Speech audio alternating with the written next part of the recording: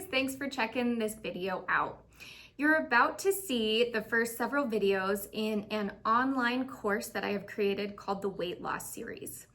In these videos, it's going to go through the 2 foods that raise insulin so significantly that it makes it almost impossible for us to lose weight without removing them from our diet on a pretty consistent basis. So I hope you enjoy the video. So why are you so hungry all the time? Let's talk about insulin because that is the main hormone that is involved in overhunger as well as weight gain and an ability to drop weight.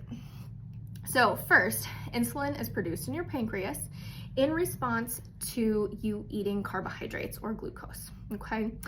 It is released with some other substances such as high amounts of protein, but really it is carbohydrates that releases it to the highest extent. It circulates in your bloodstream and it tells your body in various areas what to do with the glucose that you just absorbed. So it tells your muscles and your brains and your brain to use the glucose for energy.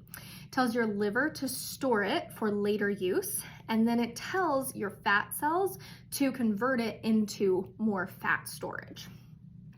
When your insulin levels drop and there's no glucose available, your body will begin to access first the glucose stored in your liver for fuel.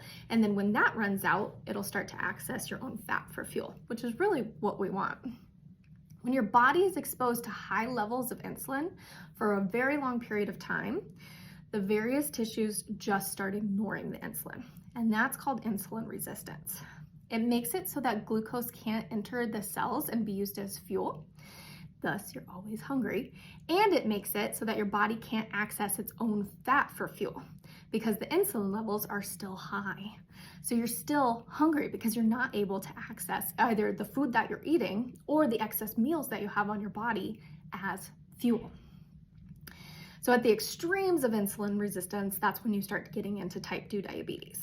But in the earlier, more milder forms, it usually results in weight gain and obesity.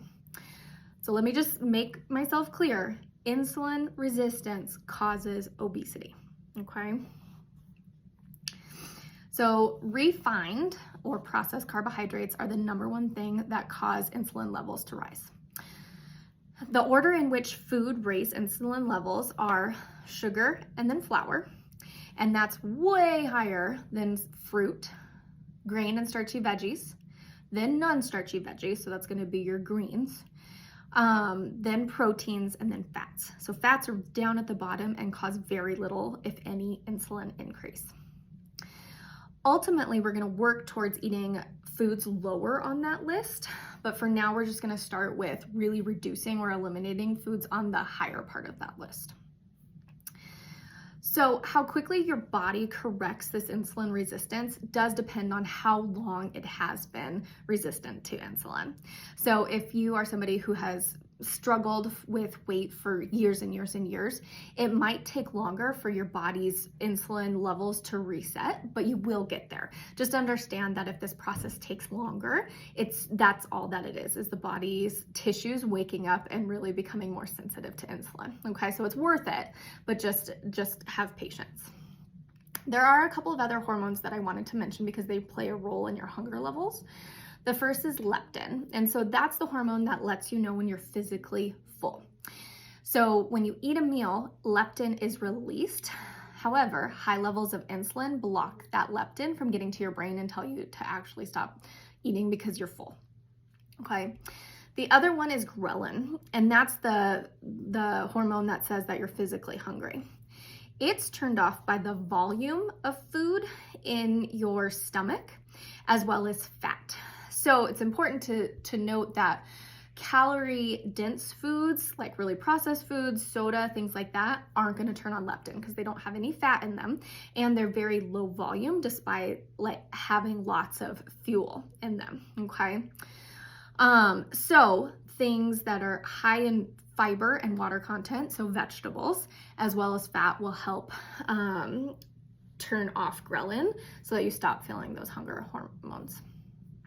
So insulin resistance makes it so that your body cannot access its own fat for fuel. and doesn't allow you to see when you're actually full and when you're hungry. So all your hunger signals are off. You're not able to lose weight. These are the people who come and say, I've followed every diet and nothing is working. It is because of this insulin resistance. And it results in you feeling like you're always effing hungry, okay? So reduce your insulin levels through avoiding flour and sugar, eating more nutrient-dense foods with less calories, so higher volume, less calories, and that's gonna be vegetables, okay? And that will correct this insulin resistance. Your hunger levels will also equilibrate with this, and so you'll stop feeling hungry, which is really a win-win because you lose weight and you don't feel hungry. So we are rebalancing your hormones with this. Alrighty guys, there you have it. Flour and sugar are the two foods that jack up your insulin levels so high and make it very, very hard to lose weight. Additionally, in our standard American diet, those two foods are pervasive. They are everywhere. Flour and sugar can be found in everything that has been manufactured or processed. So if you can do the work to get those out of your diet and give yourself some time to become fat adapted, so for your body to understand that it needs to start accessing its excess fuel stores as energy, your weight will start to drop. For some people, that can take up to 4 to 6 weeks, so don't get discouraged if you haven't noticed anything in the first month, okay? That's the best advice that I can give you, is just remove those things and watch what happens to your weight.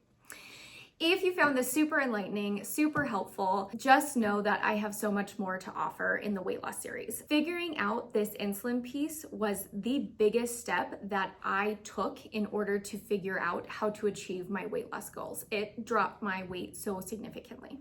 But there are other pieces involved as well. And really, as I started to go down this rabbit hole of, fixing my physiology, and then fixing the psychology, the negative beliefs, the negative patterns of thinking that I had about me and my relationship to food, that's really when you're getting into those like tweaking and getting down and down and down and down to your goal weight loss. So if you're really ready to kind of take this process to the next step, if you want to lose weight for the last freaking time and just be done with this and have this period of your life behind you, I strongly encourage you to check out the weight loss series.